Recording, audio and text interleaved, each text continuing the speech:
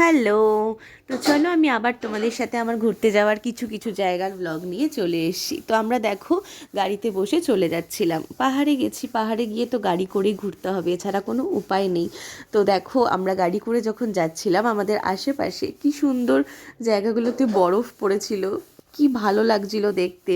মানে পাথরের মধ্যে, পাহাড়ের মধ্যে ওখানে ছোট্ট ছোট্ট বরফগুলো পড়ে কি সুন্দর সাদা সাদা হয়ে আছে, অসাধারণ দেখতে লাগছিল। আর আমার তো বেশি ভালো লাগছিল, আমি আগেও বলেছি, তোমরা জানো, আমার আগের ব্লগে তোমরা যারা যারা দেখেছো তারা জানো যে আমি আগেই বলেছিলাম আমার তো যেহেতু ফার্স্ট পাহাড় দেখা, ফার্স্ট বরফ দেখা, তো আমার তো বেশি ভালো লাগছিল। আর দেখো আমি কত লাকিলি বরফগুলো পেয়েছিলাম দেখতে, কারণ এটা কিন্তু সবাই দেখতে পারে না। পাহাড় ঘুরতে গেলেই যে বরফ দেখা যায় এটা তো নয়, কারণ পাহাড়ে গেলেই বরফ পাওয়া যায় না সব জায়গায়, কিন্তু আমি পেয়েছিলাম। তো দেখো আমরা এখানে চলে এসেছিলাম, এটা ছিল একটা মন্দির।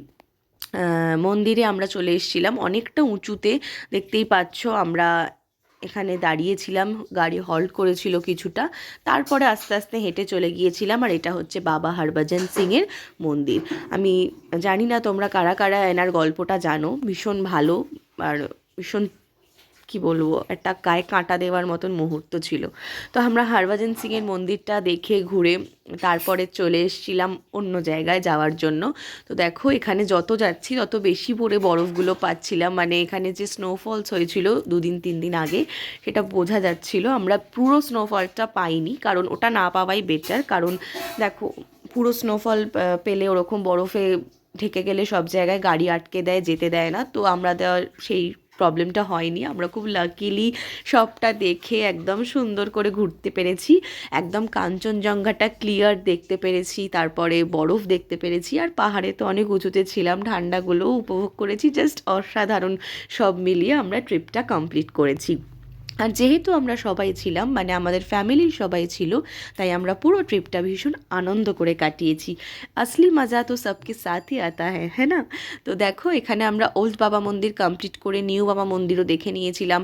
তারপরে দেখো এখানে আমরা দেখছিলাম যেতে যেতে গাড়িতে বসে ওপর থেকে নিচ অবধি কত ছোট ছোট বরফে ঢাকা ছিল, সুন্দর লাগছিল দেখতে।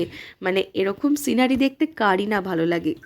গান শুনতে শুনতে আমরা এই জার্নিটা করছিলাম আর দেখছিলাম এত সুন্দর সুন্দর সিনারি, কি ভালো লাগছিল, তোমরাও দেখে নাও।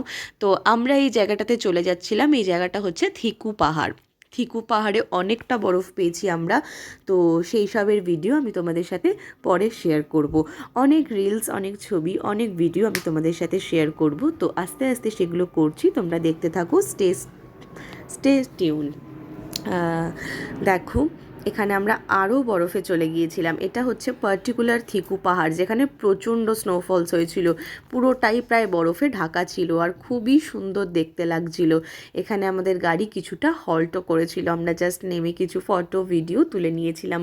ভীষণ সুন্দর লাগছিল, কিন্তু এর ওপরে ওঠাটা একটু রিস্কিও ছিল, যেহেতু বরফগুলো এতটাই বরফ তো ঠান্ডা হবে মানে হাত কেটে যাচ্ছিল এমন। আর এটা চলে এসেছিলাম আমরা ছাঙ্গু লেক। এই লেকটা খুব ফেমাস, এখানেও প্রচুর স্নোফলস হয়, বাট সেদিন হয়নি, আমরা বেঁচে গেছিলাম, তাই গাড়ি ফাড়ি কোনো আটকে দেওয়ার চান্স নেই, আমরা সুন্দর করে এনজয় করে ফিরেছিলাম। তো এখানে আমরা চলে এসেছি ছাঙ্গু লেকটা, আমার খুব ভালো লেগেছে।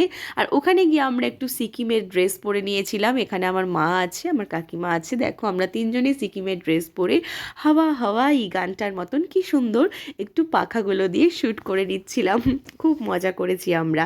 তারপরে সন্ধেবেলা একটা গ্যাংটকের মন্দির তোমাদের সাথে আমি আগেও শেয়ার করেছি, এখনও শেয়ার করে নিলাম, এই মন্দিরটাও খুব সুন্দর ছিল। টাটা।